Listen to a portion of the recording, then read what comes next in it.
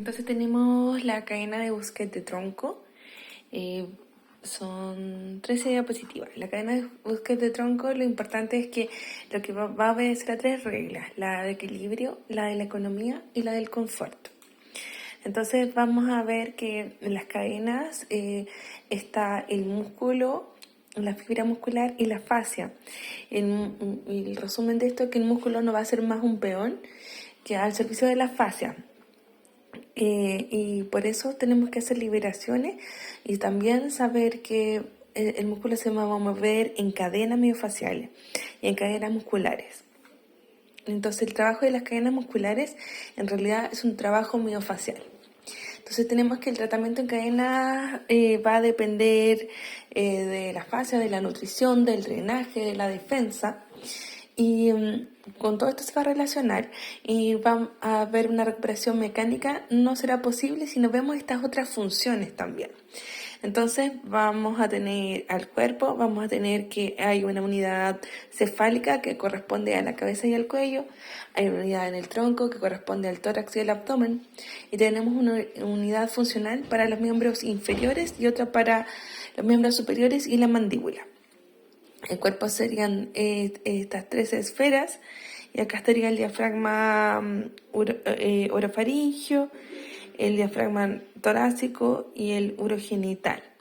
Y vemos acá las 3 esferas, 1, 2 y 3. La composición, vamos a hablar de las cadenas rectas.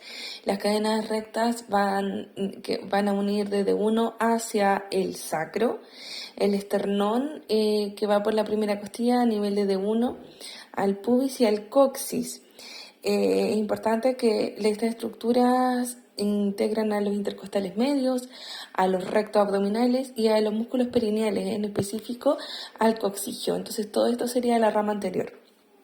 También hay una cadena que forma parte del pilar vertical respecto al eje raquídeo, que es la de la parte posterior, que sería parte de las cadenas de extensión.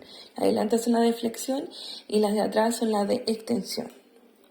Tenemos acá que no tan solo está, acá tenemos toda la cadena anterior y la cadena recta anterior. Si vemos ahí el músculo coxigio, cómo forma parte de esta cadena anterior, y es la que se denomina cadena de enrollamiento, que va desde la mandíbula del abdomen. Teniendo los rectos abdominales, son 2 grandes pilares de esta zona. Y en el eje posterior se va al eje de la columna vertebral y de los discos paravertebrales. O sea, que no están solo músculos, sino que también son los discos. Bueno, eso es lo más relevante. Las observaciones es que la abertura de las crestas ilíacas va a favorecer el acomodamiento de la masa visceral, alargando el diámetro anterolateral de la pelvis. O sea, si estas vísceras no caen en el centro, va a haber un aumento de la presión intraabdominal, y si aumenta la presión intraabdominal, entonces va a haber un ensanche lateral en la parte más baja del tórax, paralelamente a la pelvis, para poder soportar esa fuerza. O sea, acá se va a enanchar y se va a enanchar esta parte del tórax para poder soportar la fuerza que está cayendo hacia pubis, en vez de caer en el centro del cuerpo, que debería caer acá. Estas cadenas pueden caer a pubis o caer atrás, y empieza a aumentar la presión intraabdominal y por supuesto la presión del piso pélvico. Entonces es importante que esta masa abdominal esté rodeada por los músculos abdominales para que se mantenga esto en el centro, y hay un centro fibroso que se encuentra en la cadena anterior, que es alrededor del ombligo, alrededor del núcleo fibroso del perine y alrededor del centro frénico.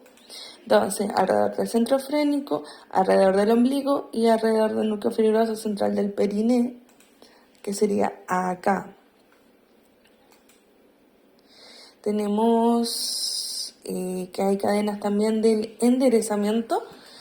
Las cadenas del enderezamiento serían por posterior. Y bueno, vamos a hacer una pausa.